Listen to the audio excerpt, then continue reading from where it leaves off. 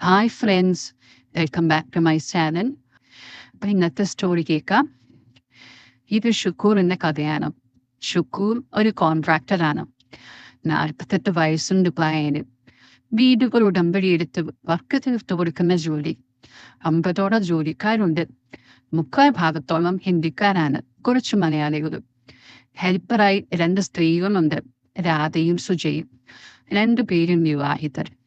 36-38 വയസ്സ് പ്രായം വരും 2 പേർക്കും. രാധയുടെ ഹസ്ബൻഡ് ഓട്ടോ ഡ്രൈവറാണ്. സുജയുടെ ഹസ്ബൻഡ് ഒരു ചെറിയ കട നടത്തുന്നു. 1 മാസമായിട്ടേ ഉള്ളൂ ഇവർ 2 ജോലിക്ക് വന്നു തുടങ്ങിയിട്ട്. കരുനാഗപ്പള്ളിയിൽ മേസനായിരുന്ന ഷുക്കൂർ വീടുകളെടുത്ത് പണി തീർത്തു കൊടുത്തു തുടങ്ങിയപ്പോഴാണ് പൈസക്കാരനായത്. ഷുക്കൂറിന് ഭാര്യയും 2 മക്കളുമാണുള്ളത്. ഭാര്യ ഫസീന ഒരു ഹൗസ് വൈഫാണ്. മകൻ ആസിഫ് എഞ്ചിനീയറിംഗിന് പഠിക്കുന്നു. പ്ലാൻ വരയ്ക്കാനും സൈറ്റിലെ കാര്യങ്ങൾ നോക്കാനും ഫ്രീ ഉള്ളപ്പോൾ വാപ്പാനെ സഹായിക്കാൻ വരാറുണ്ട്. മകൾ സഫിയ എറണാകുളത്ത് വക്കീലിന് പഠിക്കുന്നു. ഷുക്കൂറിന്റെ ബീവി ഫസീന ഒരു സൂപ്പർ മൊഞ്ചത്തിയാണ്. എത്തിയ സൗന്ദര്യമാണ് മകൾ സഫിയയ്ക്ക് കിട്ടിയിരിക്കുന്നത്. നാട്ടിലുള്ള എല്ലാവരുടെയും സ്വപ്നത്തിലെ മൊഞ്ചത്തിയാണ് ഷുക്കൂറിന്റെ ബീവി ഫസീന. പക്ഷേ പറഞ്ഞിട്ടെന്താ കാര്യം? മുറ്റത്തെ മുല്ലയ്ക്ക് മണമില്ല എന്നല്ലേ? കാണാൻ നല്ല മൊഞ്ചത്തി ബീവിയുള്ള ഷുക്കൂറിന് മറ്റു സ്ത്രീകളെയാണ് ഭയങ്കര താല്പര്യം. അങ്ങനെയുള്ള അവന്റെ അടുത്തേക്കാണ് 2 കിടിലൻ സരക്കുകൾ എത്തിയത്. ഷുക്കൂറിന്റെ വീടിന്റെ 10 കിലോമീറ്റർ ചുറ്റളവിലാണ് വർക്ക് സൈറ്റ്. അതിനടുത്തായി ഒരു ചെറിയ വീട് അവൻ വാങ്ങിയിട്ടുണ്ട്. വർക്ക് കൂടുതലുള്ള സമയത്ത് അവൻ ആ ചിന്ന വീട്ടിലാണ് ഉറങ്ങുന്നത്. രാധയും സുജയും നല്ല സ്വയംഭൻ ചരക്കുകളാണ്. പണിയെടുത്തുറച്ച ശരീരം. അവർ വന്നു തുടങ്ങിയ ദിവസം തന്നെ അവൻ അവരെ നോട്ടവിട്ടു. അതിൽ രാധയോടായിരുന്നു അവന് ഏറെ പ്രിയം. അവളുടെ തുടുത്തതും മുഴുത്തുരുണ്ടു വീഴ്ത്തതുമായ ശരീരം അവനെ വല്ലാതെ ആകർഷിച്ചു. ഓട്ടോ ഡ്രൈവറായി എത്തിയവന് വെള്ളമരിച്ചുമെന്ന് കൊളമാക്കാൻ ഒരുക്കിവെച്ച വിഭവസമൃദ്ധമായ സദ്യ. അതായിരുന്നു രാധ. ജോലിക്ക് വന്നു തുടങ്ങി 2 ആഴ്ച അവൻ ശരിക്കും അവളെ നിരീക്ഷിച്ചു. എല്ലാ ശനിയാഴ്ചയുമാണ് പൈസ കണക്ക് തീർത്ത് കൊടുക്കുന്നത്. 3 ആഴ്ച കഴിഞ്ഞ ശനിയാഴ്ച ഉച്ചവരെ ഷുക്കൂർ സൈറ്റിലേക്ക് ചെന്നില്ല. ആ സമയം ഷുക്കൂറിന്റെ ഫോണിലേക്ക് ഒരു കോൾ വന്നു. ഹലോ, ഞാൻ ഷുക്കൂർ. ഇക്ക, ഞാൻ രാധയാ. അവളുടെ ഒച്ച ഫോണിലൂടെ കേട്ട് അവനൊന്ന് അമ്പരന്നു. പറഞ്ഞോ രാധേ. ഇക്ക സൈറ്റിലേക്ക് വരാനത് കൊണ്ടാണ് ഞാൻ നമ്പർ വാങ്ങിച്ചു വിളിച്ചതിൽ സന്തോഷം. കാര്യം പറഞ്ഞോ രാധേ. എനിക്കിന്ന് ഉച്ചയ്ക്ക് പോകണമായിരുന്നു. ചേച്ചിയുടെ മോളുടെ കല്യാണം. ഞാൻ പൊയ്ക്കോട്ടെ? അയ്യോ രാധേ, അങ്ങനെ പോയാൽ പണി മുടങ്ങില്ലേ? നേരത്തെ പറയണ്ടേ ലീവ്? സൂപ്പർവൈസർ എന്ത് പറഞ്ഞു? കുഴപ്പമില്ല, അറേഞ്ച് ചെയ്യാമെന്ന് പറഞ്ഞു. ആണോ? നേരത്തെ പോയാ നിനക്ക് പൈസ വേണ്ടേ? ഞാൻ ഇവിടെ ഇത്തിരി പണിത്തിരക്കിലാണല്ലോ, പിന്നെന്ത് ചെയ്യും? അയ്യോ, എനിക്ക് പൈസ ആവശ്യമാണല്ലോ ഇക്ക. കല്യാണത്തിന് പോകുമ്പോൾ കുട്ടികൾക്ക് കുറച്ച് സാധനങ്ങൾ വാങ്ങണം. അതിനുള്ള പൈസയാണ്. എങ്ങനെയെങ്കിലും എത്തിച്ച് തായ്ക്ക. ഒരു കാര്യം ചെയ്യാതെ, ഞാൻ താമസിക്കുന്ന ചിന്ന വീട് വരെ വരാൻ പറ്റുമോ? ഞാൻ ഇന്നത്തെ കണക്ക് എഴുതി തീർന്നില്ല. ഇങ്ങോട്ട് പോലെ ഞാൻ പൈസ തന്നെ വിടാം. അല്പം തിരക്കായി പോയി, അതുകൊണ്ടാണ്. അത് സാരമില്ലിക്ക, ഞാൻ വരാം. ആവശ്യം എൻ്റെ അല്ലേ? ഇപ്പൊ എത്താം. ഷുക്കൂർ ഫോൺ വെച്ചു. 10 മിനിറ്റിനകം ഡോർബെൽ മുഴങ്ങി. അവൻ പോയി വാതിൽ തുറന്നു. നിറപുഞ്ചിരിയുമായി നിൽക്കുന്ന രാധയെ കണ്ട് അവനൊന്ന് പുളകം കൊണ്ടു. അവളെ അകത്തേക്ക് ക്ഷണിച്ച് അവൻ ബെഡ്റൂമിൽ കണക്ക് നോക്കിക്കൊണ്ടിരുന്ന മേശക്കരികിലിരുന്നിട്ട് അവളെ അടുത്തുള്ള കസേരയിൽ ഇരിക്കാൻ ആവശ്യപ്പെട്ടു. അവളുടെ ആ ആഴ്ചത്തെ കണക്ക് നോക്കി പൈസ കൊടുത്തു. അവൻ കണക്ക് ബുക്ക് മടക്കി വെച്ചു. രാധേ, നമ്മൾ ശരിക്കും പരിചയപ്പെട്ടിട്ടില്ല. തിരക്കില്ലെങ്കിൽ അല്പം നേരം സംസാരിച്ചിട്ട് പോയാലോ? തിരക്കൊന്നുമില്ലിക്ക. വൈകുന്നേരം ആകുമ്പോഴേക്കും കല്യാണത്തിന് പോണം, അത്രേ ഉള്ളൂ. രാധയുടെ മക്കൾ എത്ര പേരെയായി? മോൾക്ക് 18 വയസ്സായി. പഠിത്തമൊക്കെ നിർത്തി തയ്യലിന് പോകുന്നു. മോൻ കുഞ്ഞ 4 പഠിക്കുന്നു. അതിനെ പറ്റി ഇത്രയും പ്രായ വ്യത്യാസം അബദ്ധം പറ്റിയതാണോ?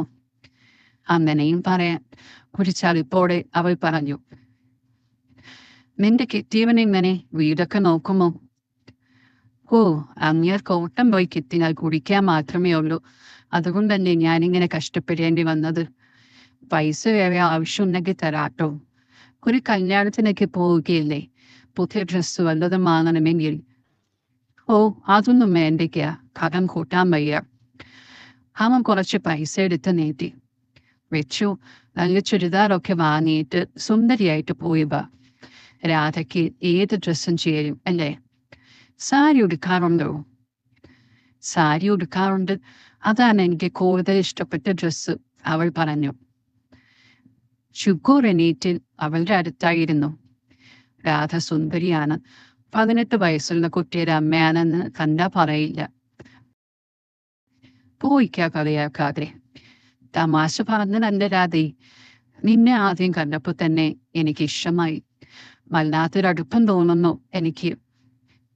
ഞാൻ ചീത്തയൊന്നുമല്ല. എന്നോട് വെറുപ്പ് തോന്നില്ലെങ്കിൽ ഞാനൊരു കാര്യം പറഞ്ഞോട്ടെ, ഒരാഗ്രഹം. എന്തായിക്ക? അവൾ ഒരു അന്താലിപ്പോടെ അവനെ നോക്കി. ഒരേ ഒരു പ്രാവശ്യം നിന്നെ ഒന്ന് കെട്ടിപ്പിടിച്ചോട്ടെ. അയ്യേക്ക, എന്തായി പറയുന്നേ? ഞാൻ പോവാ. അതൊന്നും പറ്റില്ല. എന്റെ കെട്ടിയവൻ പോലും എന്നെ കെട്ടിപ്പിടിച്ചിട്ട് വർഷങ്ങളായി. പിന്നെയാണ് ഞാൻ പോകുന്നു. അവൾ പോകാനായി എണീറ്റു. അവൻ അവളുടെ കയ്യിൽ പിടിച്ചു. ഒരേ ഒരു പ്രാവശ്യം പ്ലീസ്. അവൻ അവളെ വലിച്ചു കെട്ടിപ്പിടിച്ചു. വിളിക്ക, എന്തായി കാണിക്കുന്നേ? അവൾ എതിർക്കാൻ ശ്രമിച്ചു. അവൾ കൊതറി പിടിവിടിവിച്ചു. അവൻ അവളുടെ മുഖത്തേക്ക് നോക്കി. ചുണ്ടിൽ ഒരു ചെറു ചിരിയോടെ നിന്ന് അവളുടെ കണ്ണുകളിൽ എന്തൊക്കെയോ കത്തുന്നത് അവൻ കണ്ടു. ഒരുപാട് പെണ്ണുങ്ങളെ വരച്ചിട്ടുള്ള അവന്റെ മനസ്സ് പറഞ്ഞു. അവൾ വീണു. ഈ പുരച്ചിനൊക്കെ വെറും നാട്യമാനം. ഷുക്കൂർ അവളെ വലിച്ചു ചേർത്ത് കെട്ടിപ്പിടിച്ചു. അവൻ അല്പം കുതറി. അവൻ ബലമായി അവളെ കട്ടിലേക്ക് കിടത്തി. അവൻ അനുസരണയോട് കൂടി കിടന്നു. ഒരുപാട് പിടിയാനകളെ തളച്ച പാപ്പാൻ എന്ന നിലയ്ക്ക് ഈ ആനയെയും ഞൊടിയുടിയിൽ തളയ്ക്കാം എന്ന ആത്മവിശ്വാസം അവനുണ്ടായി. അവൻ അവളുടെ അടുത്തിരുന്നു. പെട്ടെന്ന് രാധയുടെ ഫോൺ അടിച്ചു. അവൾ കൈനീട്ടി ഫോൺ എടുത്തു. സുജയായിരുന്നു. ഫോൺ ഷുക്കൂറിനെ കാണിച്ചതും അവൻ ഫോൺ എടുക്കാൻ ആവശ്യപ്പെട്ടു. രാധ കോൾ എടുത്തു. ഹലോ രാധേ, നീ എപ്പോഴാ കല്യാണത്തിന് പോണേ? ഞാൻ വൈകുന്നേരം. തരാതെ അവിടെ ഒച്ച കേൾക്കുന്നേ. നീ വീട്ടിലെത്തിയില്ലേ? ഞാൻ എത്തുന്നതേ ഉള്ളൂ. പൈസ വാങ്ങിപ്പോയില്ലേ നീ? ഞാൻ ഇപ്പൊ നീ വെച്ചു, ഞാൻ വിളിക്കാം.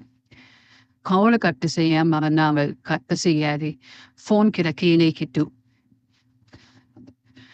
ഫോണിന്റെ അങ്ങേത്തലയ്ക്ക് ഫോൺ കട്ട് ചെയ്യാതെ പിടിച്ചുകൊണ്ടിരുന്ന സുജ പിന്നീട് കേട്ടത് ചില രസിപ്പിക്കുന്ന ശബ്ദങ്ങളും സംഭാഷണ ശകലങ്ങളുമാണ്. രാധ ചെയ്യുന്നോടിനാണെന്ന് അവൾക്ക് മനസ്സിലായി. ആരായിരിക്കും കൂടെ? ഷുക്കൂർക്കായിരിക്കുമോ? വീണ്ടും അവൾ ചെവിയോർത്തു. പിന്നീട് അവിടെ നടന്ന കലാപരിപാടികൾ ഫോണിൽ കൂടി കേട്ട സുജയ്ക്ക് അവൾ അറിയാതെ തന്നെ എന്തൊക്കെയോ സംഭവിക്കാൻ തുടങ്ങിയിരുന്നു. അവരുടെ സംഭാഷണം വീണ്ടും കേൾക്കാൻ കാതുകൂർപ്പിച്ചു. ഷുക്കൂർ രാധയോട്, പറ്റില്ലേ നീ ഇനിയും ഇങ്ങോട്ടേക്ക്? ഇങ്ങോട്ടേക്ക് എപ്പോ വേണേലും വരാൻ ഞാൻ റെഡിയാണ്. അതേ സമയം പോയി ഞാൻ പോകട്ടെ. ഇനിയുള്ളതൊക്കെ നമുക്ക് സമയം പോലെ തീർക്കാം. അവരെണീറ്റ് ഫോൺ എടുത്തതും സുജയുടെ കോൾ അതുപോലെ തന്നെ കിടക്കുന്നത് കണ്ട് രാധ ഒന്ന് നീട്ടി. അയ്യോ, ഫോൺ എന്ന് പറഞ്ഞ് അവൾ ഫോൺ ചെവിയോട് ചേർത്തു. രാധേ, ഞാൻ എല്ലാം കേട്ടു. ഇതിനായിരുന്നു നീ നേരത്തെ പോയത്. അയ്യോ സുജി, അങ്ങനെയല്ല, പറ്റിപ്പോയതാ. ആരോടും പറയില്ലേടി. ഞാൻ പറയില്ല. പക്ഷേ നിങ്ങളുടെ സംഭാഷണവും മറ്റുമൊക്കെ ഫോണിലൂടെ കേട്ട് എന്റെ കിളി പോയി. അതിന് നീ സമാധാനം പറയണം. ഞാനെന്ന് രസിച്ചു പോയടി. എന്തായിരുന്നു അവിടെ? ഇങ്ങനെയൊക്കെ നീ പറയുമെന്നും ചെയ്യുമെന്നും ഞാൻ വിചാരിച്ചതേയില്ല. അത് മൂപ്പരാട്ടിപ്പൊള്ളിയാണടി. ഇതൊക്കെ കേട്ടിട്ട് കൊതിയാവുന്നത് എനിക്ക്. നിനക്കും പുള്ളിയുടെ വീട്ടിലേക്ക് വരണമെന്നുണ്ടോ? അയ്യോ, ഞാൻ അമ്മനിയൊന്നും. നീ നമുക്ക് പറയടി പെണ്ണെ. ഷുക്കൂർക്ക റെഡി. ആരെങ്കിലും അറിഞ്ഞാ മോശമല്ലേ? അയ്യോ, നിനക്ക് വേണമെങ്കിൽ മതി. അത് ഞാൻ എങ്ങനെ ഇക്കാനോട്? നിനക്ക് താല്പര്യമാണെങ്കിൽ ഇക്ക അതിന് അവസരം ഉണ്ടാക്കിക്കോളും. പറഞ്ഞേക്കട്ടെ ഞാൻ. എടി അത് വേണ്ടടി, എന്തൊക്കെയാണ് കുഴപ്പമായ? എടി സുജി, നിനക്ക് കൊച്ചില്ലാത്തതല്ലേ? ആരുടെയാ കുഴപ്പമെന്ന് നിങ്ങൾക്ക് രണ്ടുപേർക്കും അറിയില്ലല്ലോ. അതിന് നിന്റെ കെട്ടിയവനാണ് കുഴപ്പമെങ്കിൽ ഇക്ക തരുന്ന കൊച്ചിനെ കെട്ടിയവന്റെ കൊച്ചാണെന്ന് പറഞ്ഞ് പ്രസവിക്കടി. നിന്റെ മനോവിഷമവും മാറുമല്ലോ. ഷോ, അമ്മനെയൊന്നും പറയുന്നേടി, എനിക്ക് എന്തോ പോലെ വരുന്നു. അതൊക്കെ തീർക്കാൻ ഞാൻ ഷുക്കൂർക്കാനോട് പറയാം. ഓക്കെ. ഫോൺ കട്ട് ചെയ്ത് അവൾ ഷുക്കൂർക്കനെ നോക്കി. കണ്ടോ മോൻ ഓരോരോ ഭാഗ്യം വരുന്നേ. ഇനി എപ്പോഴാന്ന് വെച്ചാ സുജിയെ ഇങ്ങോട്ട് കൊണ്ടുവന്നോ. ഷുക്കൂർ, ഇനി അതിന് വേറെ സമയം നോക്കുന്നത് എന്തിന്? നാളെ തന്നെ പൊളിക്കാം. രാധ, ആയിക്കോട്ടെ. പിന്നെ പരിപാടി തുടങ്ങുന്നതിന് മുൻപ് എന്നെ ഒന്ന് വിളിക്കണം. എന്തിന്? ഫോൺ കട്ട് ചെയ്യാതെ ഇവിടെ നടക്കുന്ന പ്രോഗ്രാമൊക്കെ എനിക്ക് കേൾക്കാൻ. ഓ ആയിക്കോട്ടെ. രാധ ഡ്രസ്സിട്ട് ഇറങ്ങിപ്പോയി. ഇതേ സമയം ഷുക്കോണിന്റെ വീട്. ഷുക്കോണിന്റെ ബീവി മൊഞ്ചത്തി ഫസീന നല്ല പൂവമ്പഴം പോലുള്ള ചടക്കാണ്. അങ്ങനെയൊക്കെയാണെങ്കിലും പല പെണ്ണുങ്ങളുടെയും കൂടെ പോകുന്ന ഷുക്കൂർ ഫസീനെ ശ്രദ്ധിക്കാതെയില്ല. എന്തെങ്കിലുമൊക്കെ നടന്നിട്ട് തന്നെ വർഷങ്ങളായി. ഭർത്താവിനെ പേടിയുള്ള ഫസീന എല്ലാം സഹിച്ച് ഒതുങ്ങിക്കൂടി കഴിയുന്നു. അയാൾക്ക് പല പെണ്ണുങ്ങളുമായി ബന്ധമുണ്ടെന്ന് അവൾക്കറിയാം. എതിർക്കാനോ കുറ്റപ്പെടുത്താനോ പേടിയാനോ. ഫസീന തനിച്ചുള്ള ദിവസം വീടുകൾ കയറി റെഡിമെയ്ഡ് ഡ്രസ്സ് വിൽക്കുന്ന ഒരു പയ്യൻ ഷുക്കൂറിന്റെ വീട്ടിലെത്തി. താൻ ഇങ്ങനെയുള്ള ഡ്രസ്സ് വാങ്ങാറില്ലെന്നും കടയിൽ നിന്നേ വാങ്ങാറുള്ളൂ എന്നും പറഞ്ഞ് ഒഴിഞ്ഞു മാറിയെങ്കിലും അവന്റെ ദയനീയ ഭാവവും ഒന്നും മിറ്റിട്ടില്ല. എന്തെങ്കിലും എടുത്ത് സഹായിക്കൂ താത്ത എന്ന് പറഞ്ഞുള്ള മനസ്സറിഞ്ഞ് അവൾ അവനെ അകത്തേക്ക് വിളിച്ചു. ഹാളിൽ വന്ന് അവനോട്, എന്തൊക്കെയുണ്ട് നിന്റെ കയ്യിൽ? അവൻ വേഗം ബാഗ് തുറന്ന് ഡ്രസ്സുകൾ ഓരോന്നായി പുറത്തെടുത്തു. ഒരു സ്ത്രീക്കുള്ള എല്ലാ ഡ്രസ്സും അതിലുണ്ടായിരുന്നു. നൈറ്റി, ചുരിദാർ, അടിപ്പാവാട മുതലായവ. ഇതൊന്നും എനിക്ക് വേണ്ട. അടിവസ്ത്രങ്ങളില്ലേ? ഉണ്ട് താത്ത. അവൻ അണ്ടർ ഗാർമെന്റ്സ് പുറത്തെടുത്തു. ഓരോന്നും എടുത്ത് അവന്റെ പ്രത്യേകത അവൻ പറഞ്ഞുകൊണ്ടിരുന്നു. സ്പോഞ്ച് പോലെ കപ്പുള്ള ഒരു ഇന്നർ ഡ്രസ് എടുത്തിട്ട് അവൻ പറഞ്ഞു, ഇത് നല്ലതാണ്, ഇതിട്ട നല്ല കംഫർട്ട് ആയിരിക്കും. ആണോ? ഇതെനിക്ക് പാകമാകുമോ എന്നറിയില്ലല്ലോ, അവൾ പറഞ്ഞു. ഇത്താത്താക്ക് വണ്ണം പാകമാകും. നന്നായി അറിയണമെങ്കിൽ പക്ഷെ ഇട്ട് നോക്കേണ്ടി വരും. അവളെ നോക്കിക്കൊണ്ട് അവൻ പറഞ്ഞു. അവന്റെ സംസാരം കേട്ട് അവൾ തല ഉയർത്തി നോക്കി. അവന്റെ കണ്ണുകളിൽ ഒരു തിളക്കവും തന്നോടുള്ള കൊതിയും അവൻ കണ്ടു. ഈവൻ ആള് കൊള്ളാലോ, നല്ല ചുള്ളൻ ചെറുക്കൻ. തന്റെ മകന്റെ പ്രായമേ കാണും. ഇവനെ മറച്ചിരുത്താലോ, തനിക്ക് വേണ്ടതൊക്കെ ഇവൻ തരും. ആരും അറിയാൻ പോകുന്നില്ല. എല്ലാവരും വൈകുന്നേരമേ വരൂ. ഒന്ന് ചോന്നേരാൻ തന്നെ അവൾ തീരുമാനിച്ചു. അതെ, എനിക്ക് ഈ ഡ്രസ്സൊക്കെ ഇഷ്ടപ്പെട്ടു. പക്ഷേ പാകമാണോ നെറ്റ് നോക്കിയിട്ടേ ഞാൻ വാങ്ങും. അതിനെന്തായി താത്ത, ഇട്ട് നോക്കിക്കോ, ഏത് വേണമെങ്കിലും. അവൾക്ക് ഇഷ്ടപ്പെട്ട ഇന്നേഴ്സും മാക്സിയും എടുത്തുകൊണ്ട് അവൾ അകത്തേക്ക് നടന്നു. പോകും വഴി അവനൊന്ന് തിരിഞ്ഞു നോക്കി. അവൻ വാ പൊളിച്ച് അവളെ തന്നെ നോക്കിക്കൊണ്ടിരിക്കുകയായിരുന്നു. അവൾ അവനെ നോക്കി ഒന്ന് ചിരിച്ചിട്ട് റൂമിലേക്ക് കയറി വാതിൽ പാതി ചാരി പുറം തിരിഞ്ഞു നിന്ന് നൈറ്റി ഒരു കട്ടിലേക്കിട്ടു. അവൻ വാതിലിനടുത്ത് തന്നെ കാണുവാനായി ഒന്ന് നിൽക്കുന്നുണ്ടാകുമെന്ന് ഊഹിച്ചുകൊണ്ട് ഡ്രസ്സ് മാറാൻ തുടങ്ങി. മാക്സി അണിഞ്ഞുകൊണ്ട് അവൾ, എടാ മോനെ, ഇത് കൊള്ളാമോ നോക്കിക്കേ. ആ വിളിക്ക് കാത്തിരുന്നത് പോലെ വർദ്ധിച്ച ഹൃദയമിടിപ്പോടെ അവൻ റൂമിലേക്ക് കയറി. അവന്റെ സാന്നിധ്യം അറിഞ്ഞ അവൾ, ഈ ഡോറിന്റെ കൊളുത്തം എത്തേടാ ചെറുക്ക. അവൻ തന്നെ നോക്കി നിൽക്കുന്നത് ഫസീന ഒളി കണ്ണിട്ട് നോക്കി. എന്താ നിന്റെ പേര്? അർജുൻ. അച്ചു എന്ന കൂട്ടുകാരെ വിളിക്കും. എന്നാ നിന്നെ ഞാനും അച്ചു എന്ന് വിളിക്കാം. അതിലൊരു ഓമനത്തുണ്ട്. ഫസീന അവന്റെ കവിളിൽ നിന്നും നുള്ളി. അവൻ നോക്കിയൊന്ന് ചിരിച്ചു. അവൻ അവനെ വളയ്ക്കാനുള്ള ശ്രമത്തിനിടെയാണ് ഫസീനയുടെ ഫോൺ റിങ് ചെയ്തത്. നാശം, ആരായി കട്ടുറുമ്പ്? മോൾ സഫിയാണ്. ഉമ്മ, ഞാൻ റെയിൽവേ സ്റ്റേഷനുണ്ട്. ഉപ്പാനോട് എന്നെ വിളിക്കാൻ വരാൻ പറയാവോ? നീ എന്താ ഇപ്പൊ ഇങ്ങനെ? അതോ ഇത്ര നേരത്തെ? സഫിയ, അത് നമ്മുടെ കോളേജ് സ്റ്റുഡൻസ് പാർട്ടികൾ തമ്മിൽ പൊരിഞ്ഞാടി. പോലീസൊക്കെ വന്നു. കുറച്ച് ദിവസത്തേക്ക് കോളേജ് അടച്ചിടാൻ പെട്ടെന്നാണ് തീരുമാനം തന്നെ. ഫസീന, ഉപ്പ ഇവിടെ ഇല്ലല്ലോ. ഈ സമയത്ത് സാധാരണ വരാറില്ലല്ലോ. നീ ഒരു ഓട്ടോ പിടിച്ചിങ്ങോട്ട് പോരെ. ശരിയമ്മ. ഓരോ കോളേജ് അടച്ചിടാൻ കണ്ട സമയം നല്ലൊരു ചുള്ളൻ ചെക്കനെ അടുത്ത് കിട്ടിയതായിരുന്നു. അരമണിക്കൂറിനുള്ളിൽ അവൾ ഇങ്ങെത്തുമല്ലോ. ഫസീന മനസ്സിൽ പിരിവിടുത്തു. അവന്റെ കയ്യിൽ നിന്ന് ഡ്രസ് എടുത്ത് കുറച്ച് കൊച്ചു വർത്താനം പറഞ്ഞ് അവനുമായി അടുത്തു.